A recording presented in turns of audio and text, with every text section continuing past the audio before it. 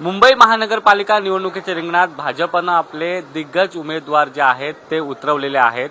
आपल्यासोबत हर्षिता नार्वेकर आहेत. मॅडम, काय सांगाल? पुन्हा एकदा पक्षाने संधी दिलेली आहे, या संधीकडे कसं बघताय? पहिल्या ते पक्षाचे वरिष्ठ आमचे मुख्यमंत्री देवेंद्र फडणवीस यांचे आभार मानते. आमचे मुंबईचे अध्यक्ष अमित साठमजी त्यांचे आभार मानते. त्याने मला हे संधी दिली आहे आणि योग्य समजलं आहे या कार्यासाठी, तर त्यांचं मनापासून आभार. त्याच्यानंतर आपलं जे पुढचं कार्य करायचे आहेत, इकडे विकास कामं खूप आहेत करायची आणि संधी मिळेल तर आम्ही खूप काम करणार हे आम्हाला आणि करत राहिलो आहे. आमच्या परिवारमध्ये मी सांगितलं आमचे स्थानिक आमदार राहुल नार्वेकरजी जे महाराष्ट्राचे अध्यक्ष सुद्धा आहेत, त्यांच्या मार्गदर्शनाखाली इकडे खूप विकास कामं झाली आहेत. लोकांचं ते खूप चांगलं मार्गदर्शन करतात, खूप लोकांची कामं करतात. तर तसं आम्ही नवीन नाही आहोत. आम्ही 40 वर्षाचा आमच्या परिवाराने समाजसेवक दिलेले आहेत. अजून आमचे सासरे ॲक्टिव्ह आहेत, तर त्याचा आम्हाला लोक प्रतिसाद देणार हे आम्हाला खात्री आहे आणि विश्वास आहे.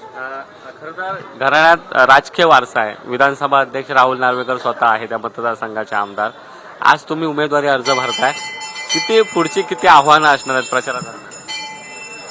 बेसिकली आमच्या आहे परिवार, पण आमचे सगळं टीम म्हणून आम्ही काम करतो. कोणी घरी बसून रिमोट कंट्रोलने करत नाही. आम्ही येतो स्थानिक म्हणजे रोडवरती लोकांसोबत. रोजचं निरंतर काम आहे. रोज आमचं ऑफिस उघडं आहे. 4 वर्ष झाले आहेत, BMC इलेक्शन झाले नाही आहे, तरी आम्ही रोज लोकांच्या सेवेत असतो. तर ते आता काही रोज लोकांच्या सेवेत असता. मात्र आता निवडणुकीचा प्रचार नेमका कसा असणार आहे? कोणते मुद्दे लोकांकडे घेऊन जाणार आहात? कारण याआधी देखील तुम्ही कामं केलेली आहेत. आता तुमचे नेमके मुद्दे कसे असणार? कारण आपण जर बघितलं असेल तर मुंबईमध्ये 2 ठाकरे बंधू एकत्र आले.